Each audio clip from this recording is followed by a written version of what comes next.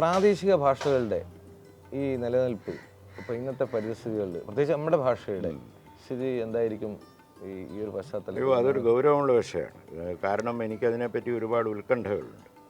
ഒന്നെന്താണെന്ന് വെച്ചാൽ നമ്മൾ സർക്കാർ തലത്തിൽ ഈ 8ാം ക്ലാസ് വരെയെങ്കിലും മലയാളം 8ാം ക്ലാസ് അല്ല, വാസ്തവത്തിൽ 10ാം ക്ലാസ് വരെയെങ്കിലും മലയാളം നിർബന്ധമായിട്ട് പഠിപ്പിക്കണം എന്ന് പറഞ്ഞിട്ടൊരു മൂവ് പലതിക്കുന്നു. മലയാളത്തെ രക്ഷിക്കാൻ വേണ്ടി ഇവിടെ സംഘടനകൾ ഉണ്ടാക്കേണ്ടി വന്നു. അതൊക്കെ ശരിയായിരിക്കുന്നു എന്ന് പറയുമ്പോഴാണ് ഈ അടുത്ത കാലത്ത് വിദ്യാഭ്യാസ വകുപ്പിൻ്റെ പുതിയ ചില നിയമങ്ങളൊക്കെ വന്നിട്ട് അതിൽ ഈ മലയാളത്തിനെ വീണ്ടും അരികിലേക്ക് മാറ്റുകയും അങ്ങനെ ഒതുക്കുകയും ചെയ്യുന്ന പുതിയ നിയമങ്ങളാകുണ്ട്. UGCയുടെ നിയമങ്ങളിൽ ഇത് തന്നെയാണ്.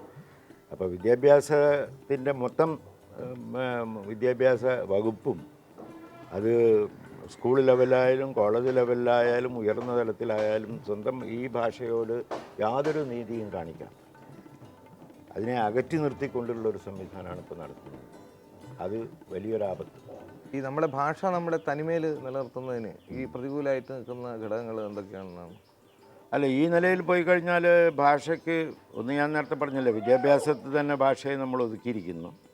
പിന്നെ കുറേ കഴിഞ്ഞിട്ട് ഈ വേൾഡ് ട്രേഡ് സംഘടനകൾ, വേൾഡ് ബാങ്ക് തുടങ്ങിയിട്ടുള്ളവരാണല്ലോ ഇപ്പോൾ ലോകത്തിലെ അവികസിത രാജ്യങ്ങളിലെ എല്ലാ നയങ്ങളും തീരുമാനിക്കുന്നവരാണ്. അപ്പോൾ അവരൊരു ഘട്ടത്തിൽ പറയാണ് ഇന്ത്യയിൽ ഇത്രയും അധികം ഭാഷയൊന്നും ആവശ്യമില്ല, ഒരു ട്രേഡ് ലാംഗ്വേജ് മതി എന്ന് അവർ പറഞ്ഞാൽ നമ്മൾ സമ്മതിച്ചു കൊടുക്കും.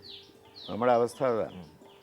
പണ്ട് മിൻറ്റോവും അതിൻ്റെയൊക്കെ കാലത്ത്, മക്കോളയുടെ കാലത്ത് ഇത് പുതിയ വിജ്ഞാനം ഉൾക്കൊള്ളാൻ ഈ ഭാഷയ്ക്കൊന്നും കഴിയില്ല, അതുകൊണ്ട് ഇംഗ്ലീഷ് ഇവിടെ നിർബന്ധമായി പഠിപ്പിക്കണം എന്ന് പറഞ്ഞു.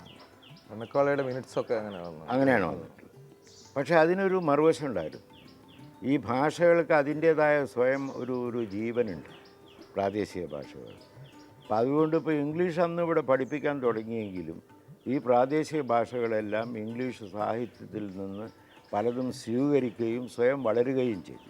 നമ്മുടെ ഭാഷയടക്കം എല്ലാ പ്രാദേശിക ഭാഷകളും ഇവർ വിചാരിക്കുന്ന മാതിരി അങ്ങനെ ഒതുക്കി തീർക്കാൻ പറ്റുന്നതല്ല. ഇംഗ്ലീഷ് ഒരു വശത്ത് പഠിച്ചപ്പോൾ ഇംഗ്ലീഷിൽ നിന്നുള്ള പലതും ഉൾക്കൊണ്ടുകൊണ്ട് സ്വയം വളരാനുള്ള ഒരു അവസരമായിട്ട് അത് ഉപയോഗിച്ചു പ്രാദേശിക ഭാഷകൾ. ഈ പ്രാദേശിക ഭാഷകൾ എന്തു തന്നെ ആരും ഞെരുക്കിയാലും അതിനൊരു സ്വത്തുണ്ട്, അതിൻ്റേതായ ഒരു ആത്മാവും ജീവനുണ്ട്. ഉദാഹരണത്തിന് ഇന്ത്യ മുഴുവൻ, ഹിന്ദി സംസാരിക്കുന്ന ആളുകൾ മുഴുവൻ ഒരു വേദപുസ്തകം പോലെ വായിക്കുന്നതാണ് തുളസീദാസൻ്റെ രാമായണം. ഈ തുളസീദാസൻ്റെ രാമായണം വാസ്തവത്തിൽ ഹിന്ദിയിലല്ല, ഹിന്ദിയിലെ ഒരു ഉപഭാഷയായിട്ടുള്ള അവധിയിൽ എഴുതിയിട്ടുള്ളതാണ് തുളസീദാസ രാമായണം.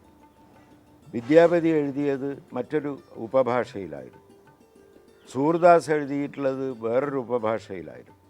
ഈ ഉപഭാഷ ഈ സാധാരണ ഹിന്ദിക്കാർക്ക് രാമചരിതമാനസം വായിച്ചാൽ മനസ്സിലാവില്ല, തീരെ മനസ്സിലാവില്ല.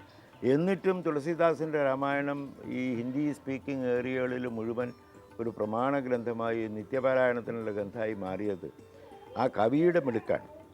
പിന്നെ ആ ഉപഭാഷയ്ക്ക് അതിൻ്റേതായ ഒരു ആത്മാവും ചൈതന്യം, ഒരു കരുത്തുണ്ടായിരുന്നു. അപ്പം അതുകൊണ്ട് ഈ ഉപഭാഷകൾ എന്ന് പറയുന്ന ഉപഭാഷകളും പ്രാദേശിക ഭാഷകളുമൊക്കെ അതിൻ്റേതായ ഒരു ആത്മാവുണ്ട്.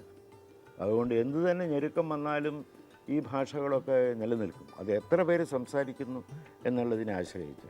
ഇതിൽ നിന്ന് ഇംഗ്ലീഷിലേക്ക് കടന്നു പോകുമോ എന്നൊക്കെ ചോദിച്ചാൽ ചിലത് കടന്നു പോകണമെന്ന് നിയമമൊന്നുമില്ല. കാരണം ഒരു ഘട്ടത്തിൽ ഇംഗ്ലീഷിനേക്കാളും പ്രാധാന്യമുള്ള ഭാഷയായിരുന്നു ഫ്രഞ്ച്.